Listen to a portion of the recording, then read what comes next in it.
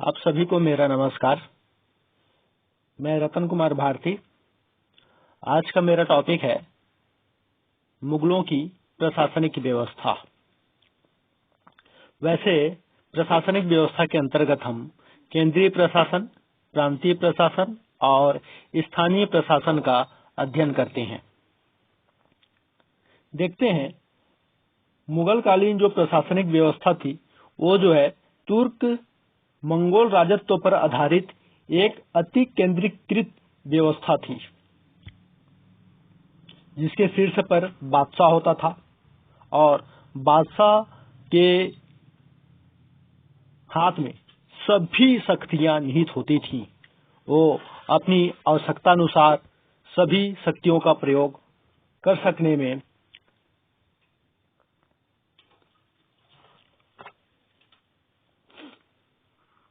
किसी के प्रति उत्तरदायी नहीं था। मुगल प्रशासन बादशाह की सहायता के लिए अनेक अधिकारियों की नियुक्ति की जाती थी।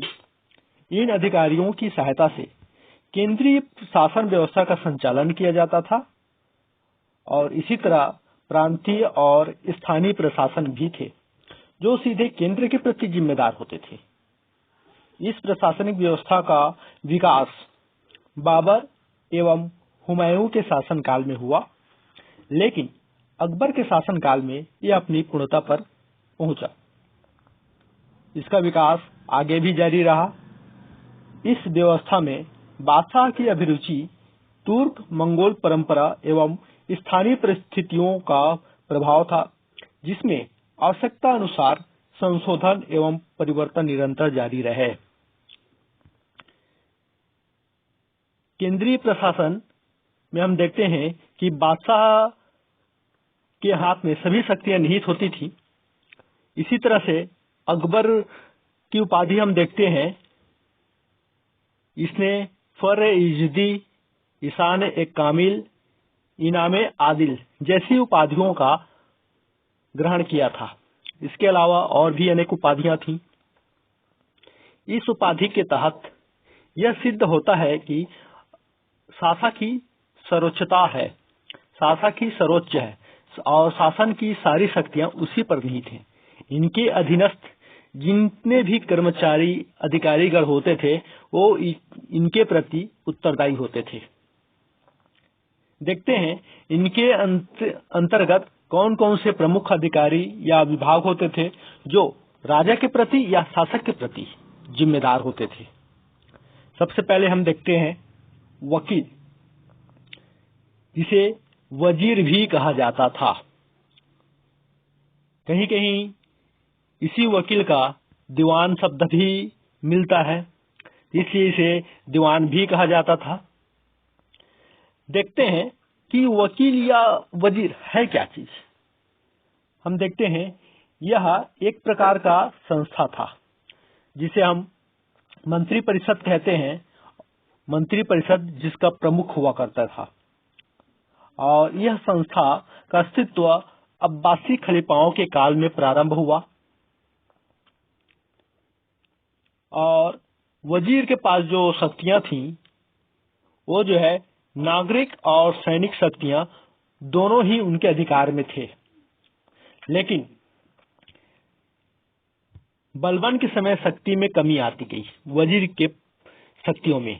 ये जो है हम जो है सल्तनत काल के बारे में बात कर रहे हैं। सल्तनत काल में बलबन के समय में वजीर के पद पर जो है जो भी व्यक्ति रहा था उनके शक्तियों में कमी आनी प्रारंभ हो गई और उन्होंने जो है एक नया विभाग गठित किया जिसका नाम था दीवान-ए-अर्ज, जिसका प्रमुख हुआ करता था आरिज मुमालिक।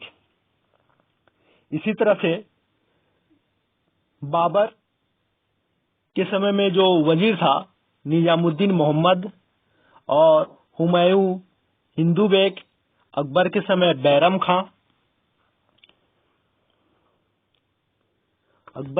बैरम खां, यहाँ पर मैं जहांगीर, शाहजहां और औरंगजेब का लिखा नहीं हूं, लेकिन ये रिकॉर्डिंग के बाद मिला मेरे को।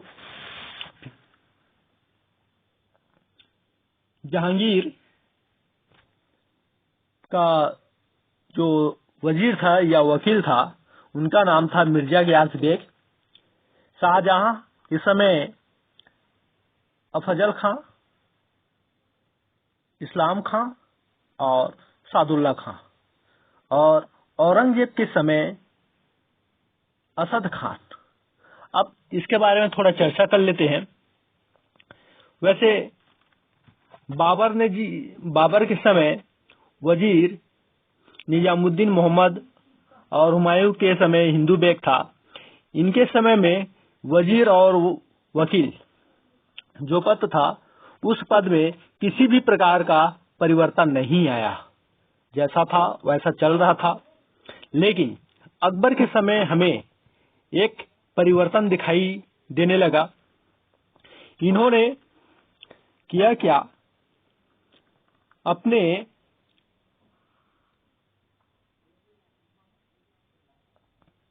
प्रारंभ में बैरम खां इसके पद पर थे, लेकिन बाद में बैरम खां को इस पद से हटा दिया गया। स्वाभाविक सी बात है, इनकी शक्ति में वृद्धि हो रहा था, जो अकबर जो है उनकी शक्तियों को कमी करने का प्रयास किया। ठीक उसी तरह से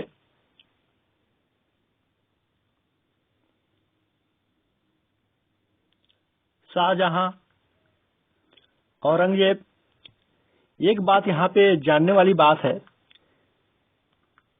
शाहजहां के पूर्व वजीर या दीवान का पद तो बना रहा, लेकिन शाहजहां के बाद या शाहजहां के समय यह पद समाप्त कर दिया गया।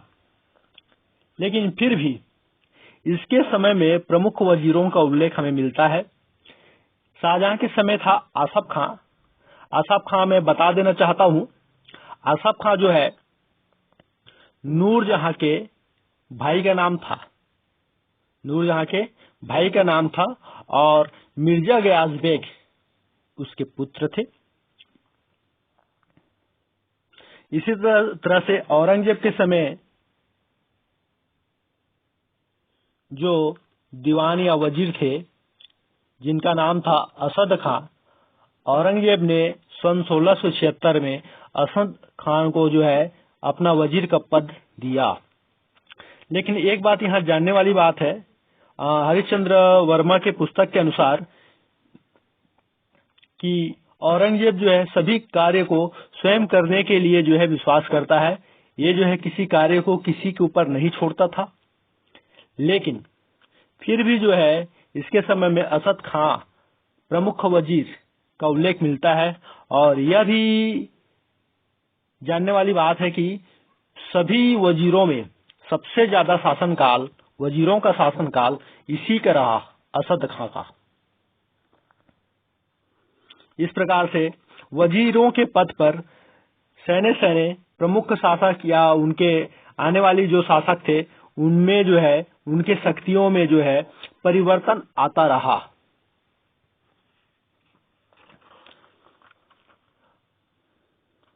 अकबर जो था, उन्होंने अपने 8वें वर्ष में एक नया पद, जैसे ही बैरम खां को उसको पद से हटा दिया, तो हटाने के बाद जो है एक नया पद जिसका नाम था दीवान कुल, इस पद का सृजन किया।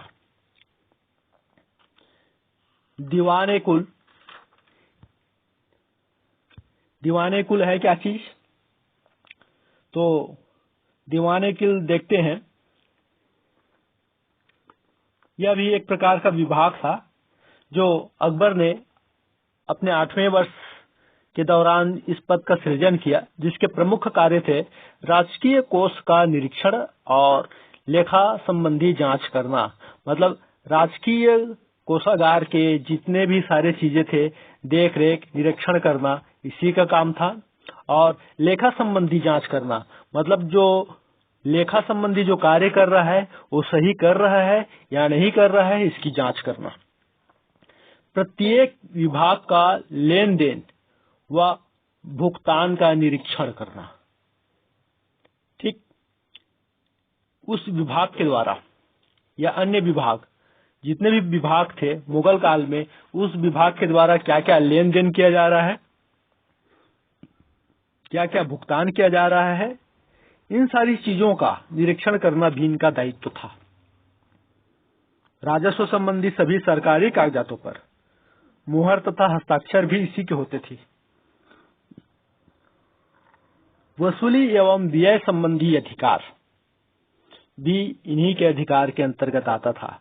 लेकिन केंद्रीय राजस्व मंत्रालय के अन्य विभाग भी थे, जिनके नाम निम्न थे: दीवाने खालिसा, साये भूमि की देखभाल करने वाला; दीवाने तन, वेतन और जागीर के प्रमुख या देखरेख करता; दीवाने बैउतात, ये जो है शाही कारखाना के प्रमुख हुआ करते थे; मुस्तौफी, लेखा परीक्षक होता था; मुशरिफ, मुख्य लेखा अधिकारी होता था; खजानदार, राजकीय कोष का देखभाल करने वाला प्रमुख हुआ करता था। अब हम अगला देखते हैं, मीर बख्शी। मीर बख्शी है क्या चीज? मीर बख्शी कौन सा पद है, किस प्रकार का पद है, ये हम देखते हैं। हम सल्तनत काल में देखते हैं कि एक विभाग मिलता है मीर अर्ज, ठीक उसी प्रकार से मीर बख्शी मुगल काल में मिलता है। दोनों का कार्य एक ही है, लेकिन नाम में परिवर्तन आ गया। ये जो है सैन्य विभाग के प्रमुख हुआ करते थे मीर बख्शी। सैन्य विभाग का प्रमुख मतलब सेना संबंधी जितने भी कार्य थे सभी की देख रेख करता, नियुक्ति संबंधी सारी चीजें। देखते हैं क्या क्या कार्य है इनके अंतर्गत। मनसबदारों की नियुक्ति व वेतन संबंधी, मतलब कौन सा मनसबदार को कितना पद या ओहदा दिया जाए, और उनकी नियुक्ति और वेतन संबंधी सारे अधिकार भी इसी के पास थे। दाग एवं चेहरे की जांच, आपको पता होगा एक प्रथा था दाग एवं हुलिया प्रथा, जिसको यहाँ पे चेहरे की जांच लिखा गया है, जिसको दाग एवं हुलिया प्रथा कहते हैं। ये प्रथा होता क्या था, जो घोड़े की नस्ल होते थे, अच्छे घोड़े की नस्ल को दाग दिया जाता था, और उस पर जो सवार होते थे उस व्यक्ति के हुलिया मतलब उसकी शक्ल का जांच करता कौन होते थे? मीर बख्शी ही होते थे। सरखत नामक पत्र, एक सरखत होता था, पत्र था जिसका नाम था। इस पत्र पर हस्ताक्षर करने के बाद ही सेना का मासिक वेतन निर्धारण होता था। प्रांतीय बख्शियों व आज्ञानवीसों के सीधे संपर्क में होता था, मतलब प्रांतों में भी जो है बख्शियों या वाक्यानवीस हुआ करते थे, जिनसे मीर बख्शी का सीधा संपर्क हुआ करता था। ये वाक्यानवीस जो है एक प्रकार का गुप्त संस्था या गुप्तचर कह सकते हैं, जो प्रांतीय स्तर पर होते थे। एक चीज और है, यहाँ पर केंद्रीय स्तर पर सहायता हेतु अन्य बख्शी भी मिलते हैं। मतलब ये तो केंद्रीय स्तर का ही है, लेकिन केंद्र स्तर में और भी मीर बख्शी मिलते हैं, जिनमें एक आता है अहदिया। अहदिया एक प्रकार का सैनिक होता था, जो कि सम्राट का विशेष सैनिक होता था। इसकी जो है सारी चीजों की देखभाल के लिए भी एक बख्शी होता था, मीर बख्शी। बख्शी ये शागिर्द, ये जो है महल के जितने भी कर्मचारी होते थे, उन कर्मचारियों की व्यवस्था हेतु कार्य को देख रेख करने के लिए फिर एक मीर बख्शी हुआ करता था, एक केंद्र के हुए करते थे। इसी तरह से अगला विभाग है मीर ए सामा, जिसे खान ए सामा भी कहा जाता था। इस पद का सृजन या इस विभाग का सृजन अकबर के शासनकाल में हुआ, और ये जो है राजकीय कारखानों के अधिकारी हुआ करते थे। इनके कार्यों के अंतर्गत हम देखें, युद्ध के अस्त्र से लेकर विलास की वस्तुओं का निरीक्षण, मतलब युद्ध सामग्री, सारे चीजों का देखभाल, और शासन के अंतर्गत जितने भी वस्तुएं होती थी उनका निरीक्षण करना इसी के दायित्व होता था। और मीर ए सामा या खान ए सामा जो है सम्राट के प्रति सीधा उत्तरदायी रखता था। इसके अधीन या इसके सहायता हेतु अन्य भी अधिकारी हुआ करते थे, जिनका नाम था दीवाने बैउतात, दरोगा, तहसीलदार। तहसीलदार अकबर के समय हमें तहसीलदार मिलता है भारमल, और जहांगीर के समय आसफ खां मिलता है। मैं आपको बता दूं, अकबर के समय में जो भारमल है और जहांगीर के समय आसफ खां। ये एक राजपूत शासक है, भारमल, जिसकी पुत्री का विवाह अकबर के साथ हुआ था। और जहांगीर जो उसके समय में जो थे तहसीलदार आसफ खां, आपको मैं इससे पहले बता ही दिया हूं कि आसफ खां जो है नूरजहां का भाई है। और ये चीज है, नूरजहां का भाई मतलब आसफ खां की एक पुत्री थी अर्जुमंद बानो, जिसको हम जानते हैं मुमताज के नाम से, और उनके पति थे शाहजहां। खैर वो सारी चीजें बाद में देखेंगे, लंबी कहानी है उसका भी। अगला विभाग हम देखते हैं सद्र उस सुदूर, जिसको सद्र कुल के नाम से भी जाना गया। और यह धार्मिक विभाग हुआ करता था, जिनका काम था शरीयत का संरक्षण करना। शरीयत अर्थात, शरीयत का मतलब है कानून। यहाँ पर वजीफा, शेरगल ये एक प्रकार का कर मुक्त भूमि अनुदान था। उसी तरह से इनाम, मदद ए मास ये भी भूमि अनुदान है। इनके वितरण संबंधी कार्यों को भी जो है सद्र उस सुदूर करता था। शाहजहां के शासनकाल के पहले, हम शाहजहां के शासनकाल के पहले की अगर बात करें तो न्याय विभाग का प्रधान होता था, और इस रूप में वह काजियों एवं मुफ्तियों की नियुक्ति का पर्यवेक्षण करता था। कौन? सद्र उस सुदूर। बाद में इसमें परिवर्तन आया। शाहजहां के शासनकाल में ये किया गया था, न्याय विभाग को क्या किया गया था, इसको पृथक कर दिया था, जिसका प्रमुख बनाया था काजी उल कुज्जात को। एक दूसरा प्रमुख मिलता है मीर ए अदल। ये करता क्या था, जो प्रमुख काजी हुआ करते थे उसके निर्णयों को लागू करने का कार्य करते थे। इस विभाग में जो थे उनके अधिकार थे दीवानी और फौजदारी। तो दीवानी और फौजदारी का मतलब यह है, दीवानी मतलब राजस्व से संबंधित मामले अधिकार, और फौजदारी मतलब जो लड़ाई झगड़े होते थे उससे संबंधित विवाद का निपटारा करना। सूबा सरकार, परगना एवं शहरों के स्तर पर भी काजियों की नियुक्ति किया जाता था। कौन करता था? ये काम जो है शासक या राजा नहीं करता था, बल्कि ये काम जो है काजी उल कुज्जात करता था, जो न्याय विभाग के क्या हुआ करते थे? प्रमुख हुआ करते थे। इसी से सेना के लिए भी अलग से काजी हुआ करते थे। और एक नाम मिलता है हमें मुहत्सिब। मुहत्सिब जो है आम जनता की नैतिकता का नियमन का देख रेख करता था। कौन सा व्यक्ति किस तरह से कार्य कर रहा है, उनका आचरण कैसा है, इन सारी चीजों का देख रेख करने वाला जो अधिकारी हुआ करता था उसका नाम था मुहत्सिब। इस तरह से कई ऐसे प्रमुख विभाग और अधिकारी ये हैं जो केंद्र के अंतर्गत अपना कार्य देखते थे। जैसे हम देखते हैं मीर आतिश। मीर आतिश होता क्या था? ये जो है शाही तोप खाने का प्रधान हुआ करता था। इसी तरह से मीर तुजुक, ये जो है धर्मानुष्ठान अधिकारी होता था। हरकारा एक प्रकार का जासूस हुआ करता था। मुशरिफ लेखाधिकारी। आमिल जो है परगनों में जो है मालगुजारी वसूलने वाला अधिकारी हुआ करता था। इस तरह से और बहुत से अधिकारी हैं या विभाग हैं। इस तरह से हमारा केंद्रीय प्रशासन के अंतर्गत प्रमुख विभागों का दायित्व महत्वपूर्ण है। और इसके बाद हमारा टॉपिक रहेगा प्रांतीय प्रशासन और स्थानीय प्रशासन।